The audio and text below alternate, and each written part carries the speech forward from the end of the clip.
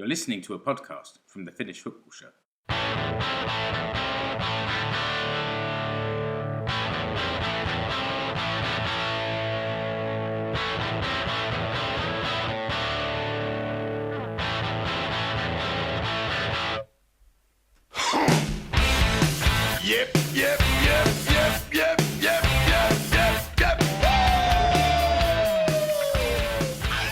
Yes, it's the Finnish Football Show. I'm Mark Wiltshire. Thanks for joining us for another episode. I'm here today with three of the rest of the team. First of all, Keke Mulleri. Hi, Keke. Moi. Ali Manson. Hi, Ali. Moika. And Rich Nelson. Hi, Rich. Hey. And various members of the team have either only just got in from watching Oppenheimer. That's me. Or about to go out to birthday parties or night shifts. So we need to get cracking with this. It's been a little while since we had one of these shows. I think the last time we did a sort of Veikkausliiga roundup was back at the end of May. There's been a bit of a break for the international games, and we certainly covered those. And we had our friend Juha Pirinen come on and have a chat with us. So hopefully, listener, you've had enough content from us over the last month or two, but we're back today to have a look at the Veikkausliiga teams in Europe, in the domestic game, and a little bit of Finns overseas, because I'm sure most of you have noticed there's been one particular Finn overseas who's been taking all the limelight in the last week or so.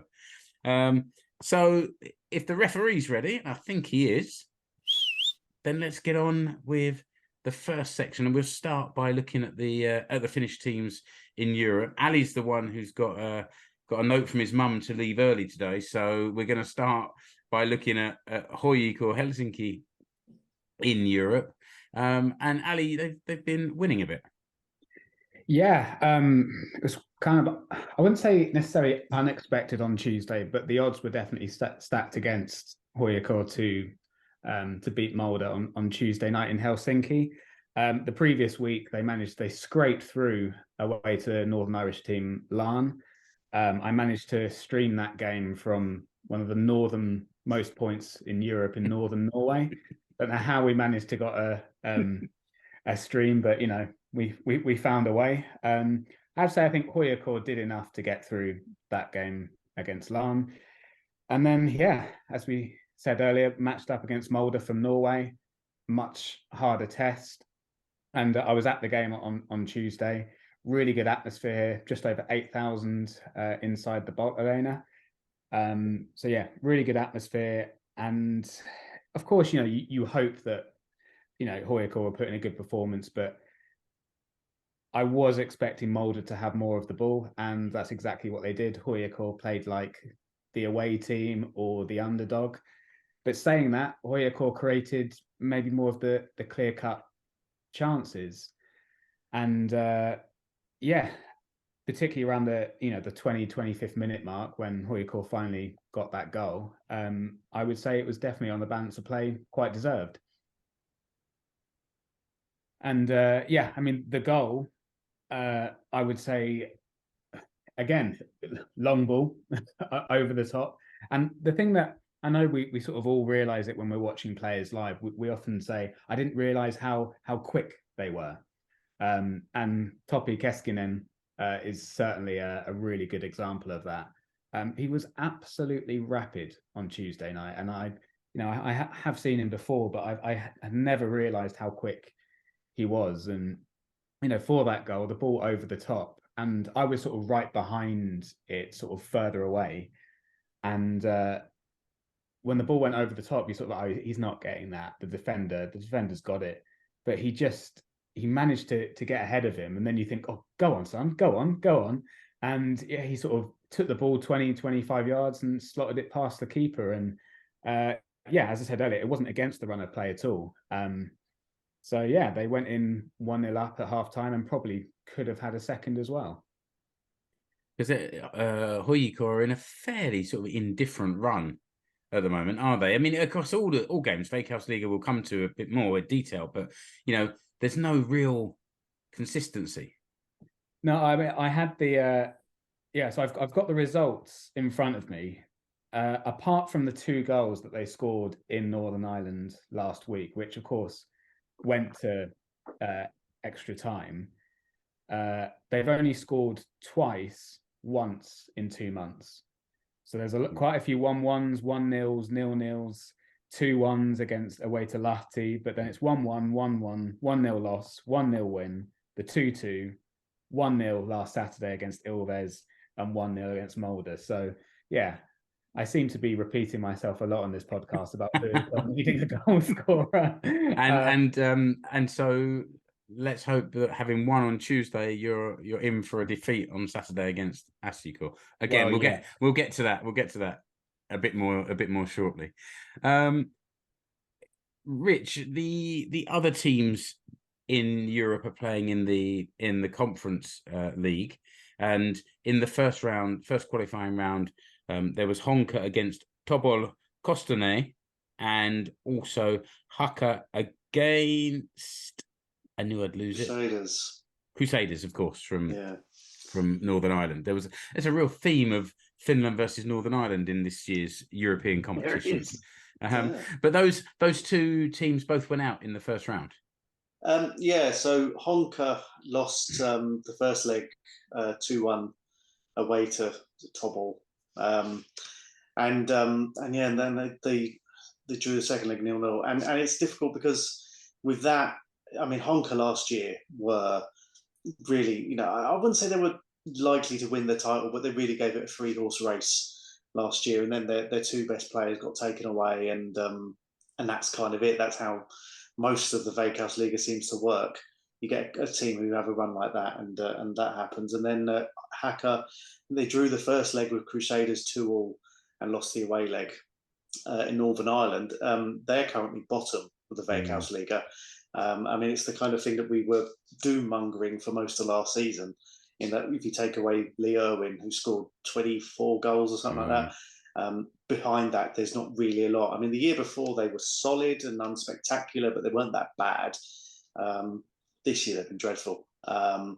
And their striker, Juan Lascano, who has scored a few goals, but he's never fit. And the problem is now, we've got issues with like VPS have suddenly decided they can't stop winning, and they're now fifth, having been bottom a month ago. And Haka just seem to be sort of drifting away, and they've made a couple of signings this week. They lost their assistant manager to Honka after their coaching change, which we haven't mentioned yet. And there's a lot going on there that really you fear that, because when Haka went down in 2012, I think it was, they got relegated. They took nearly, I think it was 8 or 9 years to come back up. Okay. They're one of the most successful clubs in Finland historically. They were regularly sort of in the Champions League or playing British clubs in the early 2000s, things like that. But it doesn't look good, and the bottom half of the table is not great. But Tobol, they could play KuPS, I think, if in the next round of the Conference League. I mean, it's unlikely, but if KuPS get through their game against Derry City, they'll play the winner of Tobol and FC Basel. So another club with a decent European pedigree. So, Basel's a big name, and I've said this in previous years, and especially last year when AC Oulu played in Europe, and you get your first game out of the way against a fairly small club, then you go into the next one, it's against a Norwegian team, and you think, this feels a bit uncomfortable, and then you look at who's in the third round, and there's names that in the Champions League are nothing, but then suddenly when you've got to play them, it's like, oh, hold on. And I think Basel's one of those teams, they've got some pedigree, haven't they? Whether they're in the third round, third round of the Conference League for a reason in recent seasons, I suppose. But you said that KuPS are going straight into the second round, Rich. They've been working on their coefficient over recent years. So this method. So currently, the cup winners go into the second qualifying round. Right. Okay. If and these are people who know far more than me. Apparently, if Finland do well in the Europe this year, they might get a place in the Europa League the cup winners, either next season or the year after that. So, any idea what doing good means or doing well means? I think generally having their average performance is better than the countries around them. I think that the kind of league table of nations' performance in European competition. I think that HJK's win against Larn in the first leg, their win against Molde on Tuesday, things like that.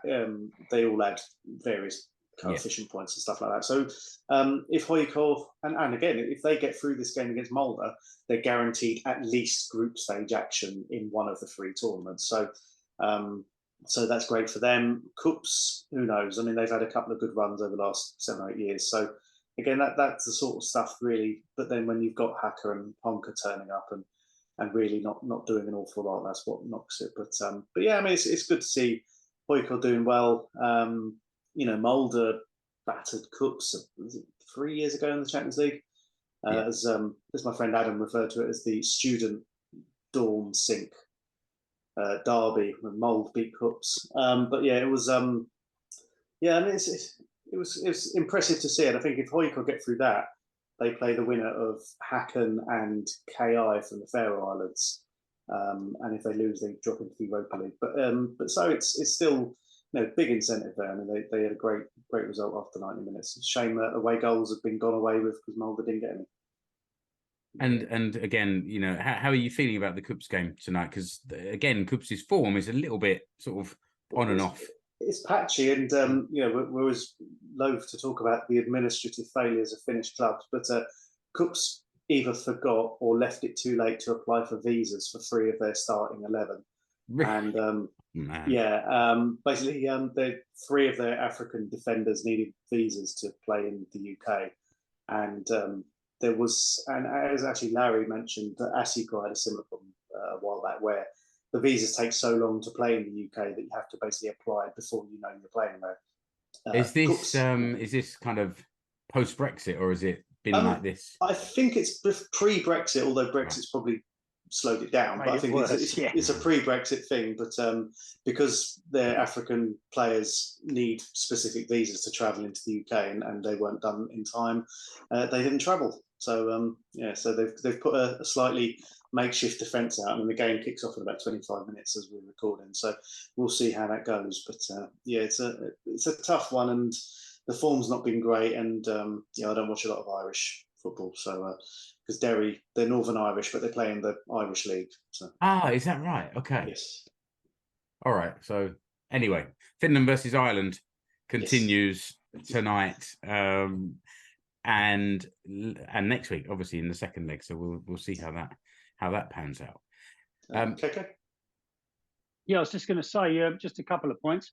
Obviously, even despite being a HJK fan, I want to see Finnish clubs do well in Europe. So good luck to KuPS tonight. And I bet he's got his fingers crossed under the out of shot. I've got everything crossed, mate. Don't worry about that. But no, our mate Marko Sardex, he's travelled out to Northern Ireland, to Derry, to cheer on KuPS. So he's out there enjoying himself, and we'll see what happens. But yeah, just on HJK's win with Topi Keskinen. I mean, he's only 20, and he's like he's a Huuhkajat under 21 international. Is he an out winger, Ali, or I think he plays left midfield as well, doesn't he? But yeah, I have to, when he's got the ball and space to run into, he looks like a real threat. I think I could be looking at it through rose tinted glasses, and that's definitely unlike me, not. Yeah. But he's one of the players that, since I've been watching Finnish football, that I've been the most excited about. And that's not just off one game, but seeing him live the other day against a really high quality opposition, he's definitely one to watch, I think. Yeah, I hope we don't get to watch him on Saturday. So let's move on to Veikkausliiga then, Ali, while you're still with us. HJK are travelling up to Seinäjoki, and I was it's a big one, and actually there's a bit of noise about it here. They're trying to really there's talk that there's a few hundred HJK fans travelling up Saturday at 5. It's a nice time to travel up and get back down again, which is great. And everyone's been sort of sharing the information about the game and trying to encourage their mates to come along. And I hope I've got one or two others coming along with us as well. And also there's a campaign to proud to wear black campaign. They want everyone to turn up wearing black clothes, black shirts, black t-shirts, whatever. So to make maybe like a black wall behind the goal, that would be nice. From what you've been saying, we can expect a HJK team that's potentially dangerous and potentially beatable. Yeah. It depends which HJK turns up. On Tuesday, they were incredibly disciplined, really stuck to the game plan. When it got to 70 minutes, they kind of decided they weren't going to attack anymore and just dug in for the 1-0 win. Against HJK, it's a 6-pointer in terms of, top of the table clash. You would hope that they would go for it, but away from home, in the form that they've been in the league, I think they're more likely to go for the let's not lose this game approach. I would suggest that at least Keskinen and Radulovic will start because they played pretty well on Tuesday. The pair of them, they linked up. You don't want to burn them out for Wednesday's follow-up against Mulder, though. That's true. Don't take any chances. I would say maybe Hetemai might come in. He didn't start on Tuesday. I think it would be nice if Jesse Öst played against his old team. He's got his own chant now at HJK, so he seems to be quite popular there. But he did get absolutely clattered in the second half. Landed really awkwardly. We sort of smashed into whilst he was coming to collect the ball and landed awkwardly. So whether they'll risk him or not, I don't know. But yeah, it's interesting that HJK are travelling up to Seinäjoki maybe as evens or at least as second favourites for the game. Yeah, I think I'm always a bit wary of saying we're favourites against HJK. We had a few a few wins, let's say, over the years, but they're fairly few and far between. I think we win down there last year, and it was the first away win. So we know where all the pressure should be for Saturday's game. And just for the listener, just to sort of point out, at the moment, HJK are top 35 points from 16 games, and KuPS are second with 32 points from 17 games. So this isn't even really one of the games in hand because it's against HJK, who are third with 31 points from 17 games. So we would extend that lead and still have a game in hand at least over HJK, sorry. So it is quite a big one. I don't think it's quite yet season defining, but it certainly puts a bit of distance there. Rich. And you look at HJK's running after this because the league splits after 22 games. HJK, they've got Mariehamn at home after this, but then they've got Inter away, Oulu away, and then KuPS in their final matches before the league splits. So when you look at it from that point of view, it's going to be tricky when there is. I call it a free horse race, but Oulu are only a point behind HJK at the moment as well. Yeah. And it's crazy to think that. And also when you look at the way that the fixtures run after the split as well, I think if you come top, you get on paper anyway, a slightly more favourite. I think you get 3 home games instead of 2. And that kind of bears in mind because if HJK win on Saturday, KuPS play at home to Kotepää on Sunday, they could kick off 6 points behind and that game in hand is gone. So again, this is the kind of stuff where, for KuPS, they'll be hoping, I guess, for a draw. But even so, HJK signed 3 players this week as well. So how they'll be bedded in, none of them played on. Who came in, Rich? So they signed Filip Rogic, who's a Swedish midfielder, Nico Hämäläinen, the Finland wing-back. Yeah. He's not played a lot over the last couple of years. QPR and Botafogo as well, weirdly. But they've come in till the end of the season. They've also signed a Swedish defender who I only recognise because he was once on the books of Arsenal, Christopher de Graca. Is a centre half who I think the idea for that is that he'll help them play more with a 3 and then wing backs. under the new coach. But they've been busy, but they still haven't signed a striker. It's weird. You know, Radulovic has scored, I think, 10 league goals. 4 of them are penalties. And you just kind of think, like, I mean, HJK, especially if they beat Molde or get through, you know, guaranteed another 10 European matches this season, a big distraction. They're going to want someone. I mean, I know Rupariski scored, or maybe in an own goal in the away game at Alarm, but if they're up front, it's looking a bit thin. Yeah, and those additions, I guess, will be coming in useful if there is this extended European campaign as well. They sound like, I don't know if experienced, but sort of players from a higher level than the Veikkausliiga, so bringing in a bit of quality for Europe as well, I guess. Well, I guess Hämäläinen, the only way he can get back into the Finland team is to start playing for HJK, so that's obviously his motivation. I mean, I know you were joking, Mark, about the you know, about HJK resting some players when they come to Seinäjoki, but not joking, hoping. They've got to have one eye on that game on Wednesday, because that is absolutely massive. I mean, you know, the Veikkausliiga is by no way done and dusted at this stage. They're only 4 points behind. But, you know, if you said to them, okay, give away those 3 points at Seinäjoki and you'll go through to that next round in Europe, they would bite your arm off, wouldn't they? You know what I mean? It's so yeah, anyone with an ounce of sense has got one eye on that Molde game. So we'll see. And Ali, do your weekend plans allow you to travel up to the beautiful postcode of 60100? Unfortunately, it looks like it doesn't anymore. Which all right, okay. Yeah, I'm upset about. Although I am going on holiday to Estonia, as like it was a little present from the in-laws. So you know, I can't be too annoyed, but yeah, it would have been lovely to come up to Seinäjoki and have to buy you a sorry beer afterwards. Yeah, commiserating. Sorry, it's Carlsberg. Yeah, I tell you what, it's very sorry state of affairs. Well, that means then listener Jamie is still the only one to come visit this year. So you know you hold the crown, Jamie.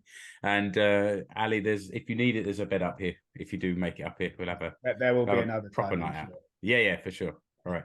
Do you need to head off now? I do indeed. All right, good stuff. Have a good night out, guys. and I hope your head doesn't hurt too much when you listen back to this tomorrow morning. I hope so as well, because I'm also playing football at 10 a.m. So, okay, fair enough. Have a good one, mate, and you don't have to listen. You can listen back to me talking about the game on Saturday now.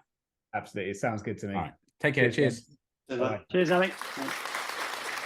Yeah, so I was saying before that there's a bit of pizzazz going on about the game on Saturday, and there's a few things. I guess the first of all, the form, AC's form is a bit more consistent, more wins and less defeats in the last half a dozen games than perhaps KuPS and HJK, which is good. That not the big exception there was a 4-1 thumping at home to Oulu, and they've stiffed us a couple of times this year in different competitions. The second 4-1 reverse you've been on the end of from them. Yeah, the other one was a cup game, luckily, but they've and that said, when we went up there, we got our biggest win of the year, which was the 3-0 win in Oulu. So that's, I think you've said it before, Rich, a very inconsistent team, but they are racking up the points and sitting quite close by in fourth place, as you said. We obviously we touched on VPS, and Rich said they've decided to start winning, and some of their recent results have been absolutely stunning. But I mean, there's a between fifth and fourth, there's a 9-point gap, so it doesn't look like AC Oulu are giving up that fourth spot anytime soon. No, and just as a summary for the listener, we're AC are currently sitting at the top with 10 wins out of 16, 5 draws, only 1 defeat. So that defeat to Oulu was the only defeat so far this season. Only let in 10 goals, so the tightest defence in the league by 1 goal to KuPS. But also not scoring enough. Have scored less than the other 3 teams in the top 4. So there's something there. The other thing that I've noticed is that ASICO, they've got these 5 words about how the club and the team should be run, and it should be relentless, and it should be horrible, and it should be family, and all this kind of thing. And horrible means like horrible to play against, like other teams don't want to play against you. And they've actually conceded the most fouls in the league, 234 compared to 184 for KuPS and 195 for HJK. So there's something in there about this kind of the fight among this young team, but only 31 yellow cards compared to like 35 for KuPS or 42 for Oulu. So it's not nasty fouling. It's just kind of being really competitive and conceding small fouls. But it sort of said something to me about how the team is going about its business this year. I still think, I mean, the game away to Inter last week, like we don't win at Inter that often, and it should have been 2-0, and it was a silly goal to give away right at the end. But still, 3 points came back, and I think it maybe put us back into the groove. I hope so, with these blue and white stripes coming up on Saturday. So let's see how things come together there. Mr. Terry Yegbe had a few days of coaching from the world famous throw-in coach from Norway that came over and worked on his technique a bit. So let's see, he'll be throwing it out of the stadium, I should think, soon. Rich, you talked a little bit about KuPS in the previous section, but how are things looking for them generally in the league? I think that they're in a bit of a poor patch. They, after winning, I think all but one of their games after the change of manager, they really hit the skids. They lost at home to Mariehamn, who were bottom at the time. A really kind of scrappy win at last year. They lost again to Mariehamn in the cup.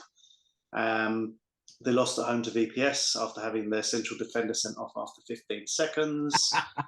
that was quite spectacular. Shambolic, wasn't it? that upset the old gamblers, didn't it? That one. Oh God, they hate it. Oh. It's I mean, stuff like that you just can't odds, but you can odds, but it's it was poor, and then they had a fairly mediocre draw at Inter last week. So realistically, it's kind of, it's only 1 point from 9 and out the cup. So hopefully KuPS at home at the weekend should be helped. But then they've got this European distraction as well.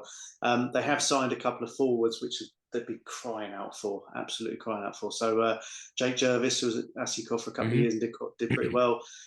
He's come in after a spell in India, which didn't really go to plan. And Tete Yangi, who was at VPS last year, he's on loan from Ipswich. I think he's an Australian under 20 forward, something like that.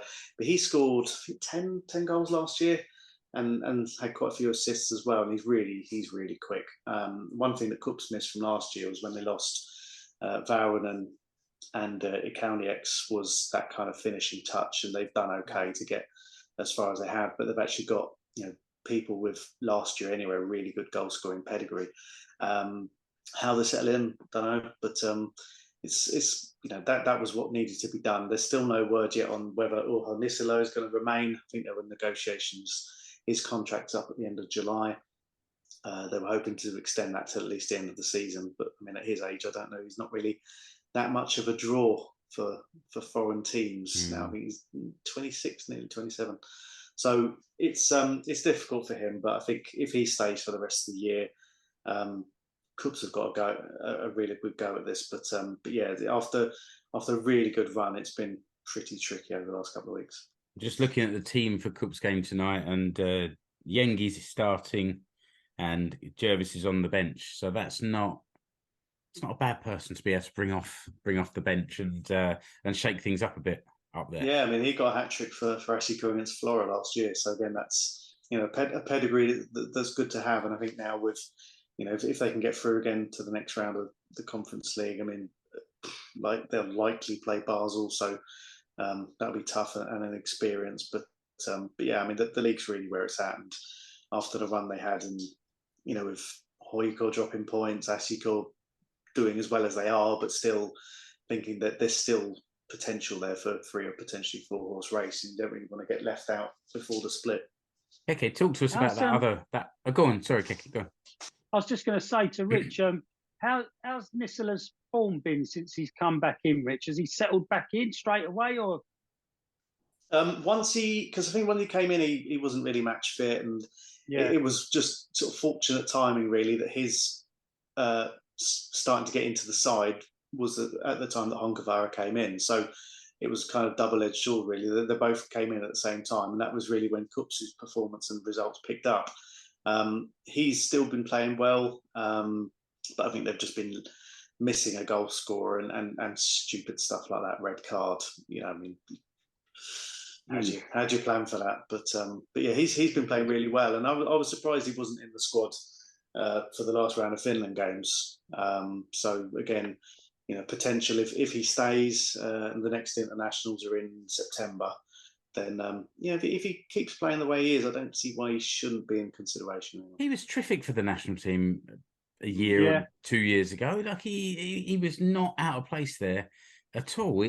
I know there was the move to South Korea that didn't really come off for him, but there's 26 isn't old. I'd love to be 26 again. No, I think the problem for him is the competition, the places in that squad, in that kind of attacking midfield position, where really, I mean, Nisola's Rive's spoiled for choice in that position, and I think that's what kind of counts against him. But I mean, if he keeps fit, keeps playing well, maybe June was a little bit early for him. I don't know, but if he keeps going, come September with Suhonen is going to be out for a while with another broken leg. There's a place in the squad for him. So just keep going. Okay, talk to us a bit about Oulu and then VPS Vaasa. I mean, AC Oulu, it's like it's been phenomenal. I don't think they've lost one game in the last 9. I mean, there was 2 cup games in there, I think, but yeah, they've been racking up the points, going about their business quite quietly. I think they're not a club you would sort of expect to see. I don't think if we'd have made our predictions at the start of the season, we would have picked them to be in the championship race. But yeah, as I say, they've gone about their business quite quietly, picking up points. I mean, and they've been scoring hatfuls of goals as well. I mean, they've been getting 2, 3s, 4s a match, and yeah, fully deserved their place in the league. And just going on to VPS Vaasa, as Rich said, like wasn't that long ago where they were anchored to the bottom of the league, and all of a sudden they've turned it around. I mean, bit of a shout out to their ultras. They turned. I think they had can't remember if it was their 20th or there might have been even their 30th. I think it was their 30th anniversary a couple of weeks ago. So there was quite a big turnout for geezers here, Talati, and yeah, they celebrated their sort of birthday. But yeah, I mean, it's from my own personal point of view, it's great to see those clubs up there, and if they manage to hang on for the split, it's great to see those clubs in the championship split in that half of the season, because I imagine we would have suggested that Ilves or Inter Turku might have been up there, and it all would have looked a bit samey. But to see VPS and AC Oulu up there really sort of mixes up a bit. So yeah, I'm all for it, mate. Rich, I mean, one of the things about Oulu is their defence is appalling. I think they've conceded one of the most goals in the division. But going forward, that's true. They have. They have been excellent. They've got Ashley Coffey, he's an English sort of journeyman centre forward. They got him on a 1-year deal. He's been scoring loads. But one of the players, and it looks like he's off, is Otso Limata, who for the last 18 months or so, since he came into the Oulu team last year, has been fantastic. I mean, he's just turned 19. He was one of the key architects of that AC defeat last month. And he looks like he's off to Italy. I think last year there were rumours he was off to Bologna or Copenhagen, something like that. Last week the rumours that he's going to AC Milan. And he got dropped from the squad for that reason. I think he was travelling to secure, but nothing's been announced yet. But I mean, he's a fantastic player. And they've kept him long enough that, they've got him, Coffey, Karjalainen, Jokalainen, all the kind of 4 of them up front have been scoring plenty. So they've done really well. Bear in mind, they were in the relegation playoff 2 seasons ago, and last year I think they were unlucky not to get in the top half. But this year they've really, really done well. Yeah, they came when they came up to Seinäjoki or down to Seinäjoki a few weeks ago. We were giving some friendly stick to Ashley Coffey and to Callum Ward in goal there, and they both, I have to say, they both took it quite nicely, and were a smile and a nod and a sort of a wave of, you know, that was fun at the end of the game. And I know that Callum Ward's dad Martin sometimes listens to the show and writes on Facebook, and he was time wasting something rotten. So we were giving him a bit of stick, and he was taking a long time taking one of his goal kicks, and I shouted out, "Kick, goalkeeper!" really loudly. And as he was swinging his leg, he said, "Here you go!" And as the ball went flying down the pitch. So fair play for interacting with the idiots behind the goal at Asiko. But yeah, and at VPS as well. Well, they've got a cracking young player in Ronnie Hudd, who's he's been fantastic again. The last again last year, he sort of broke through as they were. I mean, VPS at the time were one of the top scorers in the division. I saw him away to Hoyevko in one of that midsummer game. He was fantastic there, and I mean there was a little sort of compilation video of all his flicks and tricks on the Veikkausliiga Twitter account the other day, and he's linked with a move to Germany in the winter, but no, he's a cracking player as well, and I think how they've turned that around, because they've gone from 5 straight defeats into 5 straight wins. I'm just looking at that, 5 straight wins with 4 clean sheets, 13 goals for and 1 against. Yeah, that's impressive. That's really impressive. It's strange how these things kind of happen, these streaks, and the players who, I mean, one of their strikers, Peter Michael, at the start of the season couldn't help cows, etc. But he's looking. I mean, he did an interview. I think it was the post-match one against Haka at the weekend, and dropped an F-bomb in there just to show how they're all human, aren't they? But no, he's gone from donkey to one of the best forwards in the league. It just shows what confidence can do. That's it. Who was? Oh yeah, I see. Sorry, yeah, Peter Michael. He's squeezing into let's say the top 10 of goal scorers with 5. He's got a way to go to catch some of the others at the top there. What about the rest of the Veikkausliiga? Any other teams that were worthy of mention? Just for the record, then in 6th behind VPS is so VPS are 5th with 21 points. Then you've got Honka in 6th with 20. Inter in 7th with 19. They've still got a couple of games in hand over most of the other teams, and certainly most of the teams above them. They got 1 or 2 games in hand, but they don't really look like they're going to do much with those on recent form. Ilves are 8th with 17 points. Then KuPS are in 9th with 17 points. I suppose for KuPS, having come up last season, that's decent. They're more than keeping their heads above water so far. Yeah, they've done quite well. I think they made loads of signings in the winter window, and they did, yeah. They've not scored many goals. I think 13 goals, and Willis Furtado scored 5 of them. And luckily he's suspended for the KuPS game at the weekend, but it'll be a big loss. I mean, again, like when they came up last time, I think they went straight back down. The only problem is, I mean, they've given some of the big teams a good game, but it's just when you look at them and they're losing, and the teams below them are starting to pick up the odd point, and you kind of feel like they're one of those who, after a reasonable start and a decent year, could get drawn back into it if they don't pick up a couple of wins. It looks like 13 goals for and 19 against. I mean, their defence is fair, compared to many of the others in the league, but their attack is sort of the joint worst with Honka and Lahti. I mean, I think if you'd have offered them 4 wins and 5 draws at this stage of the season, I think they'd have taken it. Do you know what I mean? Coming up from Wickenden like they did. I mean, FC Lahti have continued their stinking form from last season. They're second from bottom. Picked up 3 wins so far, but yeah, they sort of, we used to laugh about them being perennial mid-tablers, and they seem to prefer it at the bottom of the league the last couple of years. Yeah, they're currently sitting in 11th place, aren't they? And didn't stop them nicking a point from us at their place a couple of weeks ago. But you've got Mariehamn below KuPS, so they're in 10th place with 14 points, just above Lahti, who are also on 14 points, and then Haka at the bottom with just 12. It's well, they don't have the distraction of Europe anymore to worry about. So, yeah. But one thing I say about Mariehamn, they did a cracking bit of business in the transfer window. That they signed a Saudi player from the club that Ronaldo's at now. I can't remember if it's Al Nassr. Got him on a free transfer. Abdul Fatih Asiri. He did absolutely nothing for him.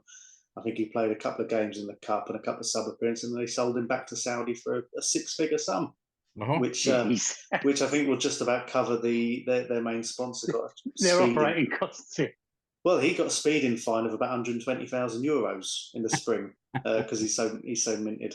Yeah, that's for the listener who doesn't know this. That's how it works over here. If you get a speeding ticket, it goes the faster you were going, then the more severe the penalty. But it's also based on your salary. So if you're very wealthy, then you are getting very fined.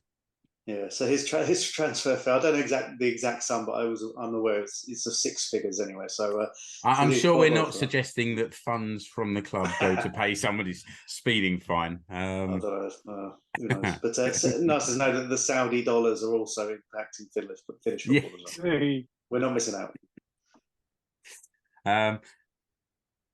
Any other? Maybe it's worth taking, just because we're getting we're a bit more than halfway through the season. Maybe it's worth taking just a little look at the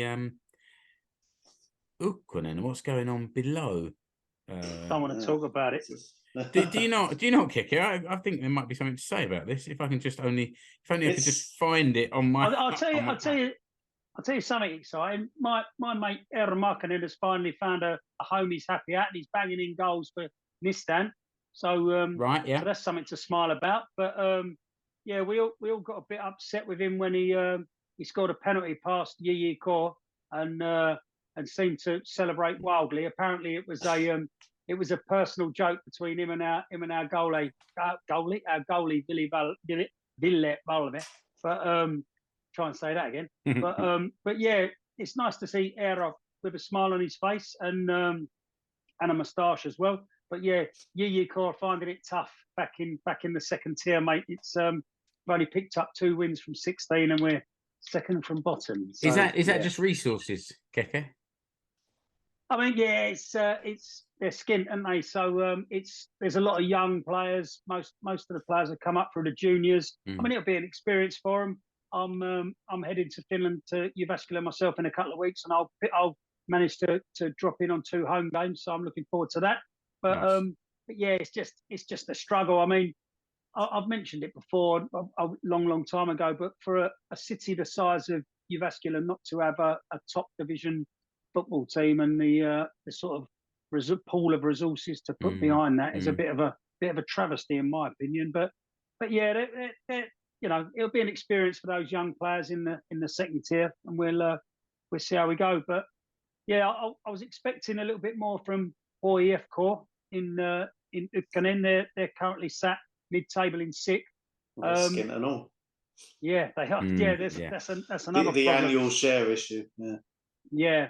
So I don't know how much of their cash goes into Palko's bank account every month, but yeah, he's still there, doing his best for them. But yeah, they picked up a couple of points, a couple of wins, but six wins this season.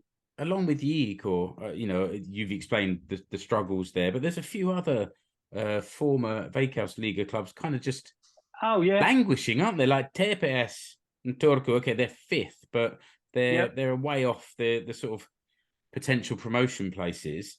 HJK in 6th, Jaro down in 9th, and KuPS at the bottom. Yeah. There's some cracking Pohjanmaa derbies this year, but they're all taking place in Ukkonen. But then let's turn that around and focus on the positive. That means there's some fresh names at the top of the the division. You've got Mikkeli-Palo at the top at the moment, from the east of Finland and or southeast. Savo. Yeah, they're the capital of Savo. Yeah. And then you've got Gnistan in second there from another Helsinki club. Yep. And Ekenas in third, who came up here last weekend and gave our HJK Academy boys a bit of a kick in. Although not until HJK were down to 10 men. So there you go. And I was actually talking with the academy manager, Stevie Grieve, last night, and he's not happy at the refereeing. He came. Not the first. No, that's true. Yeah, that's true. But that didn't make him any less happy. So we've got maybe some potentially some new faces coming up next year. Yeah, but obviously, HJK's Academy can't go up. So. No, that's true.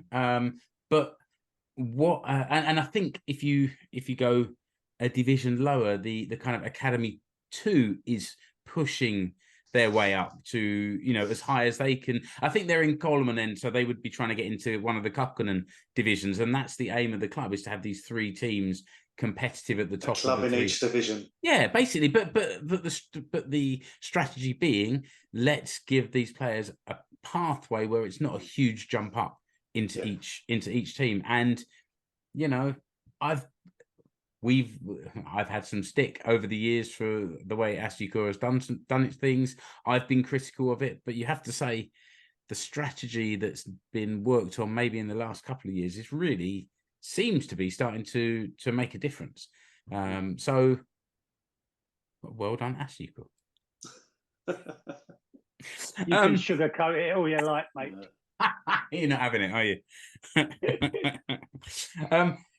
Let's move on and talk about Finns overseas, Keke, because there's one of our friends of the show who's playing overseas is enjoying a spot of time in the limelight at the moment. He is, yeah. Some happier news from Jyväskylä, a former JJK Jyväskylä player, Rob Taylor, our mate Rob, is he's pulling up trees in MLS. His new best friend Lionel Messi. You'll all have seen the photographs of them two enjoying an embrace after they assisted each other in for the goals in was it 4-0 or 4-1? 4-0, wasn't it? Winning the Leagues Cup over Atlanta United the other night. And Rob since Lionel Messi turned up at Inter Miami, well, to be fair, Rob's been playing well there ever since he got there himself. But it just happened to be Rob who scored the first goal of the Messi era in that game the other day when Rob put Inter Miami 1-0 up, and Messi came on for his first appearance and won the game with an extra time free kick. And then in the second game, the first game that Messi started, come on as captain, Rob scored the third and the fourth, and assisted Messi for his first as well. So it's exciting times for old Rob. Not bad for a boy who told us that when he was playing in England, he was in non-league football, and his manager said he wasn't strong enough and wasn't good enough.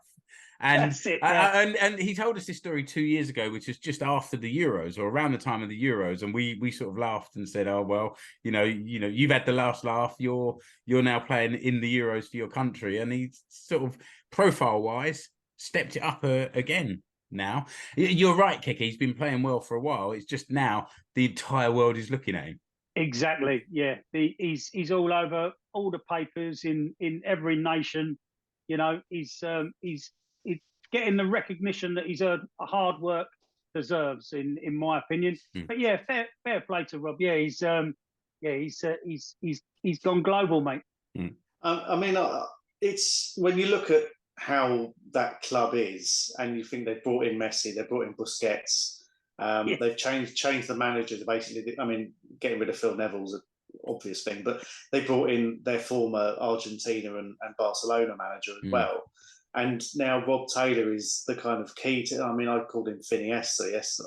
Finnish, and it's this is the kind of thing where he's now one of the, and again, when you look at, he's not a homegrown player by any stretch, but he's there. And I mean, yes, you're going to look better if you're playing with a Messi who in the last 12 months won the World Cup for his country as well. But again, the fact that this has come around, and we've seen, some of us have been following Taylor's trajectory really since he emerged at Yiko and was getting trials at Barnet and Nottingham Forest and all this, and he did quite well. I think he was Rops Player of the Year in 2016. Yep. Got a pair of antlers as his trophy. And he's gone to great things. When we spoke to him, I think he was still at Tromsø, wasn't he? Yeah.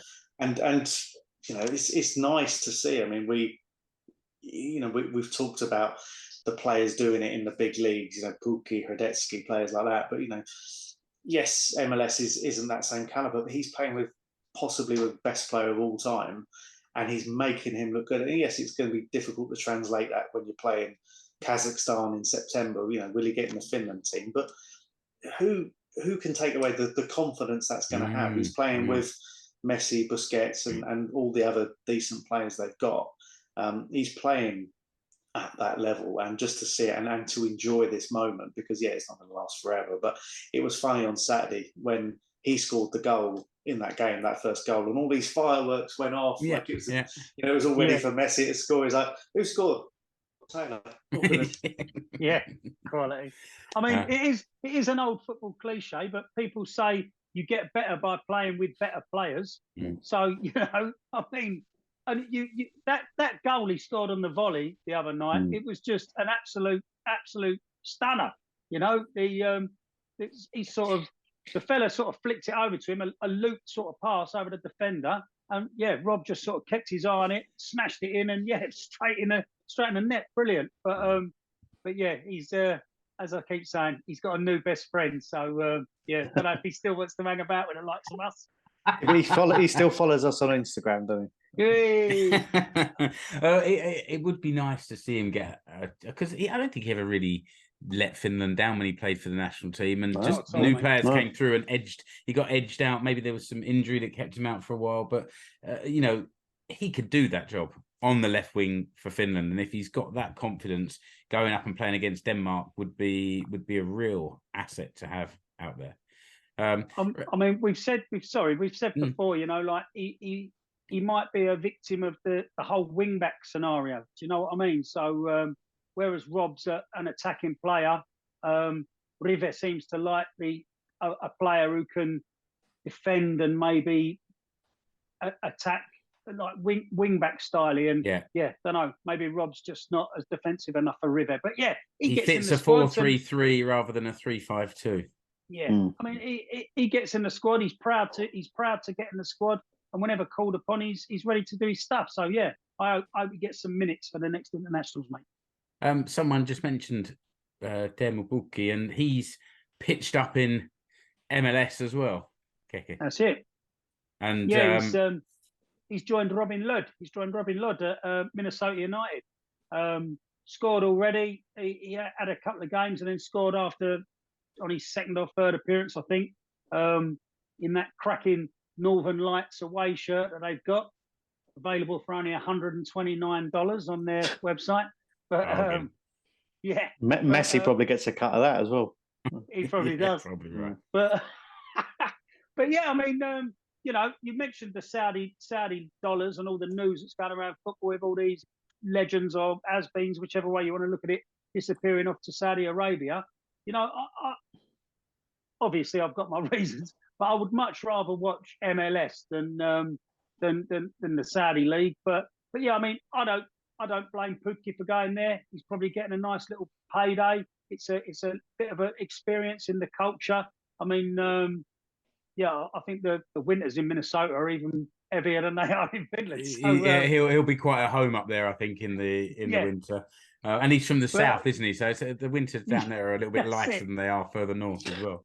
Yeah, but he's been doing well. Robin Ludd's not played with him yet because he's still recovering from that operation he had. But it'll be nice to see how those two gel together in their club side and hopefully take some of that familiarity plurality Mhm. from their international and club side and vice versa. Any other Finnish players lighting it up overseas, Keke? Or There's a couple I want to mention. Yeah, go on. Yeah, so Finland's under-17 goalkeeper Ukko Happonen has just signed for Bologna. So Rich mentioned Bologna earlier. We're sniffing around some other Finnish players, and we've seen things go there before. But Ukko has signed there yesterday. From where? Side. From PKU, which Okay. is Keski Uusama. Keski Uusama or something like that. Yeah. Rich, So you never fail to amaze me with All right. the things that you know. Yeah. No, I tell you what, if you weren't here, then this show would be much lighter on facts. That's for sure. We've also had Petteri Pennanen has gone back abroad. He left Ilves. I should mention that earlier, but he's gone back to India. And when a one-man team loses their one man, we've seen Ilves haven't scored in 3 games. They've signed I think a Malian under-20 international to try and replace him, but we'll see how that goes. But he had a clause in his contract, so they actually got a fee somehow. I mean, 32, I think.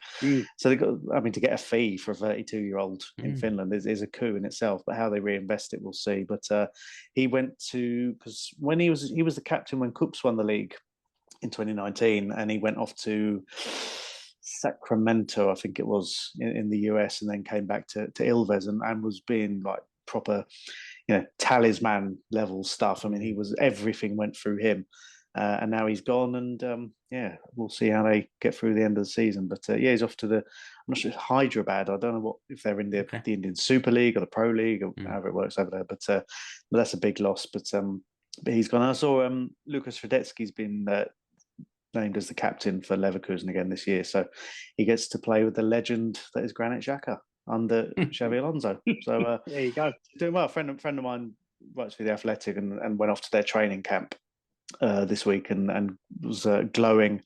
And I think there's an optimism around Leverkusen this year, and it's nice to see that Luke's still there and still highly regarded. Yeah.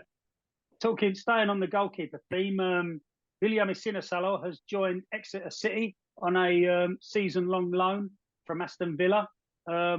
It was one of the worst kept secrets in football, to be honest. It was it'd been sort of spotted hanging around in Exeter and getting on and off trains down there. But he's finally signed. He'll spend the whole season down there on loan. And is that in League Two? Yes, I believe it is. Or is it League One? League One, isn't it? Are they League One? Yeah, okay. I don't remember. Yes, League One. They are. They're League One, Mark. So it's a decent level, and also it's a nice neck of the woods down on the English Riviera. That's it. But for him, it's all very well. I mean, we've said how great it is that he's sitting on the bench in the Premier League for Aston Villa, game after game. But at the end of the day, you got to, especially as a keeper, you got to get some minutes under your belt, haven't you? And playing in League One, I know it's again another bloody cliche, but men's football. He'll go out there. I'm sure he'll get clattered a bit, but he'll pick up an experience, and season down there won't do him any harm. No. I think what we find with those players from that level going on loan is they normally have some sort of clause that they are expected to play at least league minutes. So if there's a guarantee there, I mean, Villa qualified for Europe, didn't they? They got in the Conference League. So I mean, I guess he might possibly. I don't know if he was number 2 or number 3 keeper there behind Martinez, but. He might have got a game or so in Europe and the League Cup, but I think getting 46 league matches and the odd cup game for it will do him a lot better in the long run. Anyway, it's a lot of football down that level. It's a lot of kind of Saturday, Tuesday, and that's where you makes a man of you, I guess, doesn't it, as a player? Yeah, definitely. Another fellow I want to mention, just to tie in with Veikkausliiga as well. So. Kai Meriluoto has gone off to Poland, signed for Stal Mielec, who had Albin Granlund a season or 2 ago. So, Kai's gone off to the Polish Extra Klasa, which kicks off, or has kicked off already, I think. It kicked off last week, or kicks off soon, one or the other. But, he's off to Poland to try his luck over there. So, yeah, there's been quite a bit of movement. The Helmeret are moving about as well, but yeah, maybe I'll save that for another day. That's all good. Well, good to get good to have some different people to talk about. And can I just mention one for the what at the time of recording pod? As we mentioned earlier, the winners of the KuPS tie will play the winners of Basel and Tobol. Tobol are winning in Basel 3-1 as we speak. Wow. So yeah, maybe it's not quite as done and dusted as we thought it might be, but yeah, it's been a really interesting, busy summer, and I know we're one of the lucky ones. We've got football going on while most of Europe shut down and went into kind of pre-season mode. We get to carry on and enjoy it, but yeah, it's been great, and other than some of the European results for the Finnish clubs, it's things have been going great guns. The football actually for us doesn't stop. Never stops. It doesn't stop. Like the English league finishes in beginning of May, let's say, which is around the time that the Veikkausliiga is just starting to pick up. And I noticed that the football league starts in 10 days' time, Saturday the 5th or something. That's it. Like I just can't cope. I've got to buy me I Follow season pass. I'll find 160 euros down the back of either that or some kind of fire stick or something. I don't know. I don't know anything about those. No. Okay, fine. There's no fire sticks in here. What fire stick? Quick, hide it. Yeah. Just I do want to give one shout out to the women, because obviously we're in the thick of the FIFA Women's World Cup. Unfortunately, Finland didn't qualify, but there is one Finn who's down there in Australia and New Zealand, Lina Letovara, who's our referee. We've mentioned her before, taking charge of some high-profile women's Champions League games. But yeah, she's down in Oceania there, brandishing her cards at the Women's World Cup. So yeah, good luck to Lina. And the Helmeret they've been playing as well. Had a 2-1 reverse against Scotland. Scotland finally got their own back from our victories against them. But yeah, it's as you say, mate, it's been coming thick and fast. It never stops. There's a few of the former Helmeret who are appearing on the Yle TV coverage as well. So it's nice to see a few familiar names popping up on there. We talked about getting some of our listeners to come on to the pod and talk about their team. So, listener, if that's you, and I'm thinking of Jamie, I'm thinking maybe Martin, if you're watching Callum every week up at Oulu, come on and talk to us about it. I think we had one or two other suggestions. So if you're listening, reach out to us.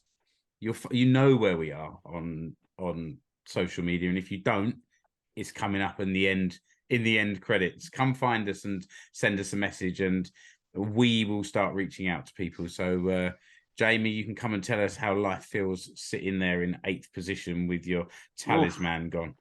They've got a nice new stadium to come soon, so will that balance it all out? It will be one of the best stadiums in Ukkonen if they don't, get their act together.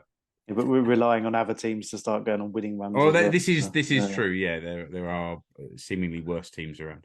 But then at the time of recording, Ilves are playing VPS on Friday evening. So will that be 6 in a row, or will Ilves put their finger out? Well, with a bit of luck, I will pull mine out and get this published before that game is played, and then the listener can look forward to that and all the weekend action.